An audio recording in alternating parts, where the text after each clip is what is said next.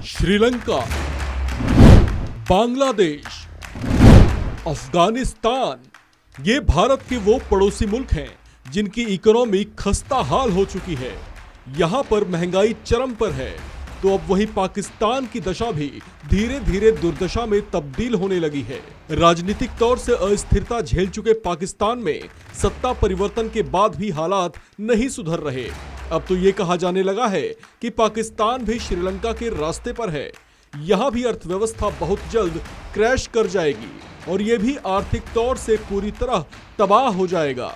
इस तरह की चर्चाओं के जोर पकड़ने का कारण इसका तेजी से घटता विदेशी मुद्रा भंडार है, जो लगभग खत्म होने की कगार पर है। इसका असर दिखाई भी देने लगा है। शहबाज सरकार पहले ही आयात में भारी कटौती कर चुकी है। यहाँ तक कि लोगों से अपीलें भी की गई थी कि वे आयात होने वाली चीजों का कम से कम इस्तेमाल करें। पाकिस्तान के ऐसे हालात के पीछे वहां तेजी से खत्म हो रहे विदेशी मुद्रा भंडार के साथ साथ उस पर चढ़ा वो मोटा कर्ज है जो वो चुका नहीं पा रहा। नाक तले मोटे कर्ज में डूबे पाकिस्तान की हालत अब ऐसी हो गई है कि उसे चुकाने के लिए बर्तन भांडे बेचने की नौबत तक आ गई है। पाकिस्तान की बिगड़ी आर्थिक दशा के बीच पाकिस्तान की शहबाज सरकार ने कर्ज चुकाने के लिए राष्ट्रीय संपत्तियां बेचने का फैसला कर डाला है। बताया जा रहा है कि पाकिस्तान सरकार अब राष्ट्रीय संपत्तियां बेच मोटा विदेशी कर्ज चुकाएगी। इसके लिए पाकिस्तान की कैबिनेट ने बाकायदा एक अध्यादेश को मंजूरी भी दी है।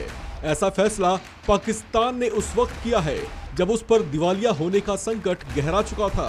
पाकिस्तानी मीडिया के हवाले से मिल रही जानकारियों के मुताबिक पाकिस्तान के इस बड़े फैसले के पीछे यूएई का दबाव है, जिसने पाकिस्तान को जुलाई महीने में ही और नकदी का भुगतान करने से साफ इनकार कर दिया था।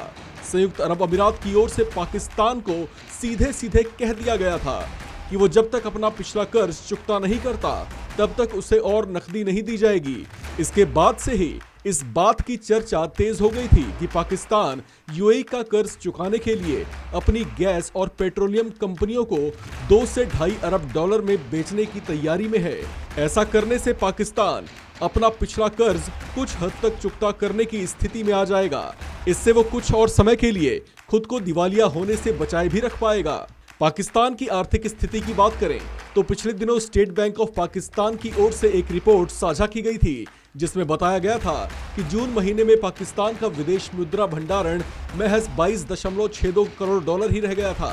वर्तमान में यानी जुलाई के आखिरी हफ्ते में इसमें संभावित तौर से और गिरावट आने का अनुमान लगाया गया है।